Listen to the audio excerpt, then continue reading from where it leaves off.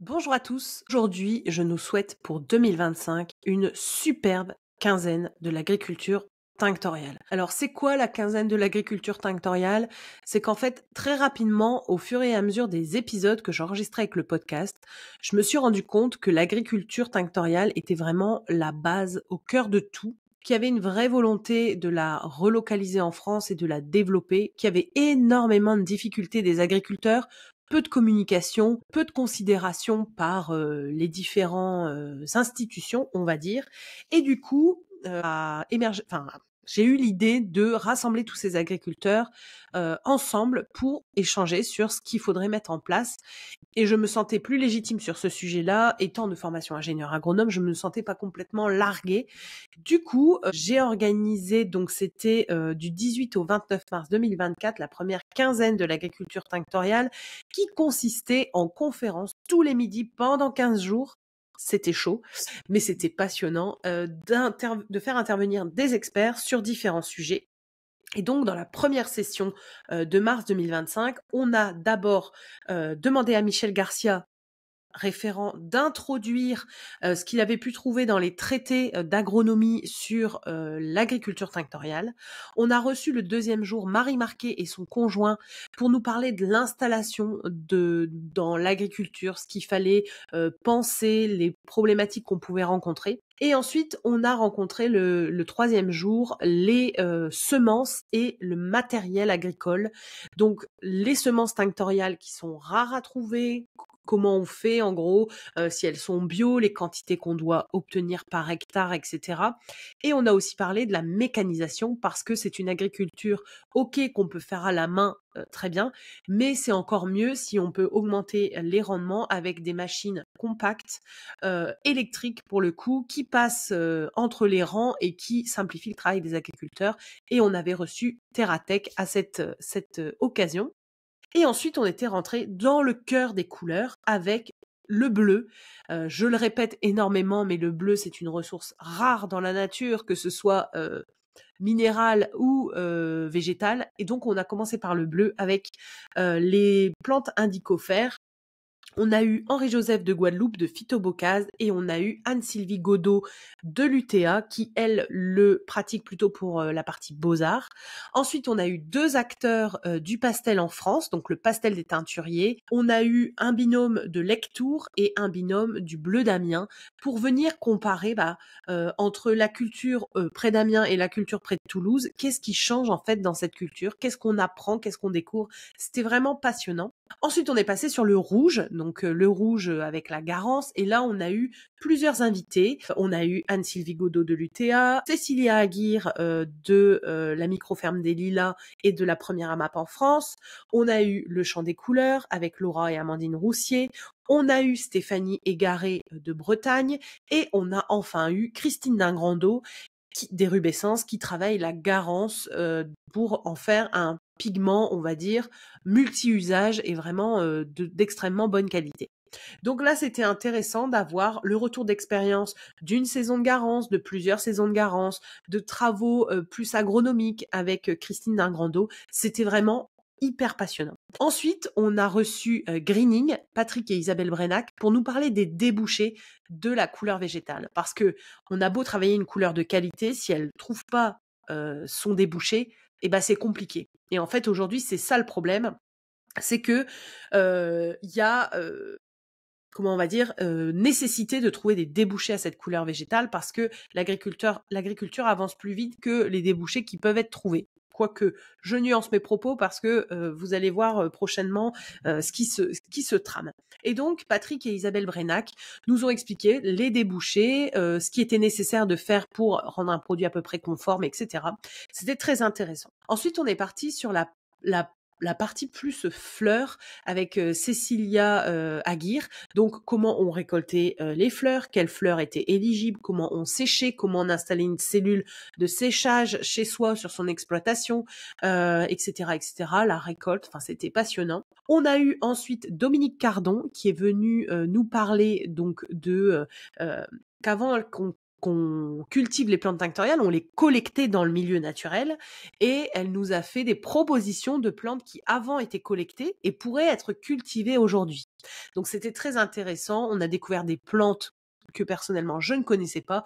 J'ai trouvé ça très intéressant et on a clôturé cette première quinzaine de l'agriculture tinctoriale en parlant des plantes à flavonoïdes, donc des plantes à jaune et des tanins, très importants dans les plantes tinctoriales, avec 2 invités, Stéphanie Égaré, donc de Livaden en Bretagne, et Florent Valentin des Jardins de Loris. Si vous suivez, c'est l'épisode qui est sorti la semaine dernière.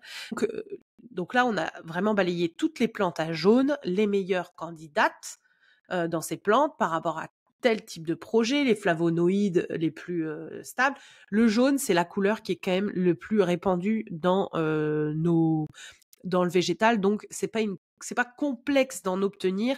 Ce qui est complexe, c'est d'avoir le bon candidat par rapport au bon projet. Donc ça, c'était la première session de la quinzaine tinctoriale. On a fait ensuite un rebond en octobre pour revenir sur les sujets qui étaient importants et qu'on n'avait pas abordés forcément. Et donc le programme de cette quinzaine tinctoriale, alors si je la retrouve, la deuxième session, c'était de venir donner aussi la parole aux jeunes installés. Donc on a reçu Aline Perdereau de Kerliview en Bretagne, on a reçu Bulle Lacourte du sud de la France et on a reçu Gabriel Beaulieu de Belgique. L'idée, c'était vraiment de faire un retour d'expérience de l'installation des jeunes agriculteurs sur le sujet des tinctoriales. On a aussi continué à explorer la mécanisation avec Terratech et Louis Lévis. On a parlé aussi de la culture du Reseda qu'on n'avait pas abordé, donc le Reseda luteola pour avoir du jaune de bonne qualité, de grand teint. Donc avec Greening. On a fait un focus aussi sur les semences. Où trouve-t-on les semences? En quelle quantité? Comment on fait pour les obtenir bio? Qu'est-ce qui est important de savoir? Comment on les conserve? Comment les plantes germent? Comment ça se passe? Donc ça, c'était très intéressant. On a reçu Lise Musso du profil Instagram Lise No Good. On était avec Stéphanie Égaré et le Chant des couleurs. C'était génial.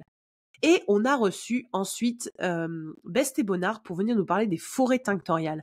Parce qu'il y a ce qu'on cultive en champ, mais il faut savoir qu'on peut aussi faire des haies bocagères avec tous les avantages que ça propose, qui soient tinctoriales avec des espèces d'arbres qui viennent protéger vos cultures du froid, du glissement des sols, de la rétention d'eau, etc., etc. Et qui en plus sont des réservoirs à biodiversité. Je ne vous apprends rien.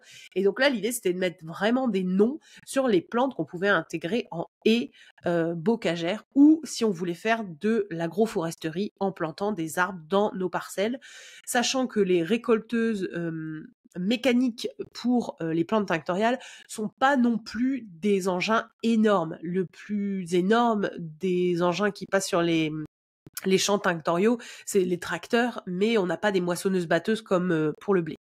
Et on a reçu aussi une actrice de l'agriculture urbaine sur les tinctoriales, Radostina des tinctoriales à Lille, qui est une association qui vient recréer des parcelles en mettant des tinctoriales donc dans le milieu urbain.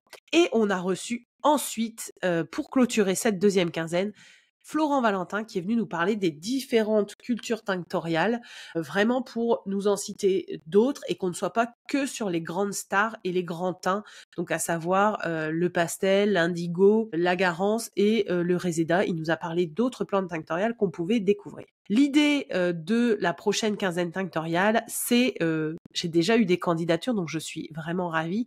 L'idée, ça va vraiment être de continuer à faire un focus sur les jeunes agriculteurs qui s'installent, mais à ouvrir nos frontières. On va recevoir des gens d'ailleurs, autres que la France métropolitaine, des gens en Europe, des gens qui travaillent différemment les cultures, même des essais un peu spécifiques.